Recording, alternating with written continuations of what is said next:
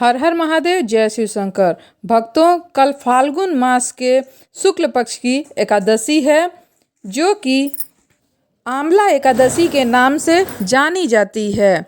इस एकादशी का क्या महत्व है, कब इसका पारण है, कब शुभ मुहूर्त है, ये सब हम आज जानेंगे और इसकी कथा साथ में सुनेंगे। आइए इसके महत्व के बारे में पहले जान लेते हैं।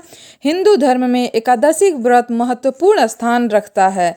प्रत्येक वर्ष 24 एकादशियाँ होती हैं। जब अधिक मास या मलमास आता है तब इनकी संख्या बढ़ करके 26 हो जाती हैं।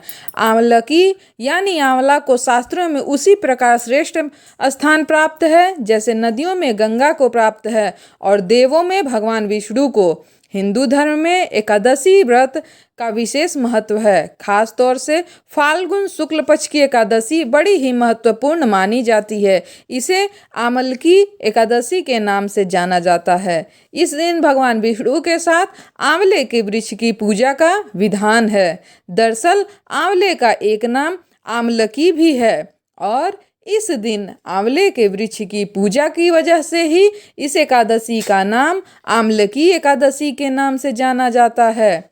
भगवान विष्णु को आंवले का वृक्ष अत्यंत प्रिय है। इसके साथ ही काशी में फाल्गुन शुक्ल पक्ष की एकादशी को रंग भरी एकादशी के रूप में मनाया जाता है। इस दिन से काशी में होली का पर्व काल आरंभ हो जाता है। आंवलकी एकादशी 2024 व्रत का शुभ मुहूर्त और पारण का समय फाल्गुन माह के शुक्ल पक्ष की तिथि का आरंभ जानिए। 20 मार्च को मध्य रात्रि 12:21 से होगी। फाल्गुन माह के शुक्ल पक्ष की एकादशी की तिथि का समापन होगा 21 मार्च को सुबह 2:22 पे। अब आइए जान लेते हैं आंवलकी एकादशी का पूजा मुहूर्त क्या रहेगा। 20 मार्च को सुबह 6:25 से 9:27 तक पूजा का शुभ मुहूर्त है और पारण का समय आइए जानते हैं। 21 मार्च को दोपहर 1:41 से शाम को 4:60 तक रहेगा। अब आंवलकी एकादशी के व्रत के कथा आइए सुनते हैं।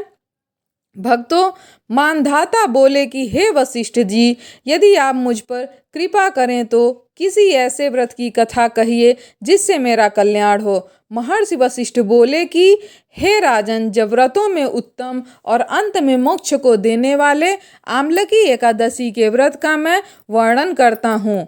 यह एकादशी फाल्गुन माह के शुक्ल पक्ष में होती है। इस व्रत को करने से समस्त पाप नष्ट हो जाते हैं। इस व्रत का फल 1000 गौ दान के फल के बराबर होता है।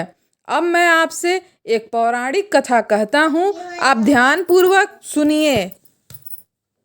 एक वैदिश नाम का नगर था जिसमें ब्राह्मण, क्षत्रिय, वैश्य और शूद्र चारों वर्ण आनंद सहित रहते थे। उस नगर में सदैव वेद ध्वनि गूंजा करती थी तथा पापी, दुराचारी तथा नास्तिक उस नगर में कोई भी नहीं था। उस नगर में चैतरथ नाम का चंद्रवंशी राजा राज्य करता था। वह बहुत ही विद्वान तथा धर्मी व्यक्ति था। उस नगर में कोई भी व्यक्ति दरिद्र व कंजूस नहीं था। सभी नगरवासी भगवान विष्णु के भक्त थे।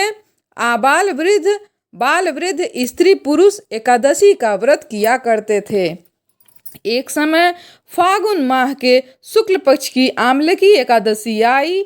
उस दिन राजा, प्रजा तथा बाल वृद्ध सबने खुशी पूर्वक व्रत किया। राजा अपनी प्रजा के साथ मंदिर में जाकर के पूर्ण कुंभ स्थापित करके धूप, दीप, नैवेद्य, पंचरत्न आदि से आंवले का पूजन करने लगे और इस प्रकार स्तुति करने लगे। हे धात्री, तुम ब्रह्म स्वरूप हो, तुम ब्रह्मा जी द्वारा उत्पन्न हुए हो और समस्त पापों का नाश करने वाले हो। तुमको नमस्कार है। अब तुम मेरा अर्घ्य स्वीकार करो। तुम श्री रामचंद्र जी द्वारा सम्मानित हो। मैं आपकी प्रार्थना करता हूँ, अतः आप मेरे समस्त पापों का नाश करो। उस मंदिर में सब ने रात्रि को जागरण किया। रात के समय वहाँ एक बहेलिया आया जो अत्यंत पापी और दुराचारी था। वह अपने कुटुंब का पालन करने के लिए जीव हत्या किया करता था। भूख और प्यास से व्याकुल वह बहेलिया इस जागरण को देखने के लिए मंदिर के एक कोने में बैठ गया और भगवान विष्णु तथा एकादशी के महात्म्य की कथा सुनने लगा। इस प्रकार अन्य मनुष्यों की भांति उसने भी सारी रात जाग करके एकादशी का प्रवचन सुना। प्रातः काल होते ही सब लोग अपने घर चले गए तो बहेलिया भी अपने घर गया। घर जाकर उसने भोजन किया। कुछ समय बीतने के बाद उस बहेलिये की मृत्यु हो गई, मगर उस आम्ल की एकादशी व्रत तथा जागरण से उसे राजा विदुरथ के घर जन्म लिया। उसका नाम था वसुरथ रखा गया। युवा होने पर वह चतुरंगिनी सेना के सहित तथा धन धान्य से युक्त होकर के 10,000 ग्रामों का पालन करने लगा। वह तेज में सूर्य के समान, कांति में चंद्रमा के समान, वीरता में भगवान विष्णु के समान और क्षमा में पृथ्वी के समान था। वह अत्यंत धार्मिक, सत्यवादी, कर्मवीर और विष्णु भगवान का भक्त था। वह प्रजा का समान भाव से पालन करता था। दान देना उसका नित्य का कर्तव्य हो गया था। एक दिन राजा शिकार खेलने गया। दैव योग से वह मार्ग भूल गया और दिशा ज्ञान न होने के कारण उसी वन में एक वृक्ष के नीचे सो गया। थोड़ी देर बाद पहाड़ी से मलेच्छ वहां आ गए और राजा को अकेला देखकर मारो मारो शब्द कहते हुए दौड़ पड़े। मलेच्छ कहने लगे, इसी दुष्ट राजा ने हमारे माता पिता, पुत्र पौत्र आदि अनेक संबंधियों को मार डाला, देश से हमको निकाल दिया, इसको अवश्य मार देना चाहिए। ऐसा कहकर वे मलेच्छ उस राजा को मारने दौड़े और अनेक प्रकार के अस्त्र शस्त्र उसके ऊपर फेंके। वे सब अस्त्र शस्त्र राजा के शरीर पे गिरते ही नष्ट हो जाते और उनका वार पुष्प के समान होता। अब उन मलेच्छों के अस्त्र शस्त्र उल्टा उन्हीं पर प्रहार करने लगे, जिससे वह बेहोश हो गए। उसी समय राजा के शरीर से एक दिव्य स्त्री उत्पन्न हुई। वह अत्यंत सुंदर होते हुए भी भ्रिकुटी टेढ़ी की हुई थी। उसके आंखों से लाल लाल अग्नि निकल रही थी, जिससे वह काल के समान प्रतीत हो रही थी। वह स्त्री मलेच्छों को मारने दौड़ी और थोड़ी ही देर में उसने सब मलेच्छों को मार डाला। जब राजा सोकर उठा तो उसने मलेच्छों को मरा हुआ देखकर कहा, इन शत्रुओं को किसने मारा? इस वन में मेरा कौन हितैषी है?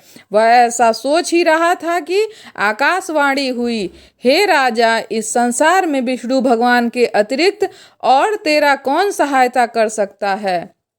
इस आकाशवाणी को सुनकर के राजा अपने राज्य में आ गया और सुखपूर्वक राज्य करने लगा। महर्षि वशिष्ठ बोले, हे राजन, आम्ल की एकादशी के व्रत का प्रभाव था। जो मनुष्य इस आम्ल की एकादशी का व्रत करते हैं उन्हें प्रत्येक कार्य में सफलता अवश्य प्राप्त होती है और वह भगवान विष्णु की कृपा प्राप्त करके अंत में विष्णु लोक को ही सिधार जाते हैं। भगवान विष्णु सबकी इच्छा पूर्ण करते हैं। हर हर महादेव, जय शिव शंकर। भक्तों, वीडियो पसंद आए तो लाइक और शेयर कर दीजिए। चैनल को अब तक सब्सक्राइब नहीं किया है तो चैनल को सब्सक्राइब कर लें। भगवान महादेव भोलेनाथ आप सभी लोगों को स्वस्थ रखे, मस्त रखे। हर हर महादेव।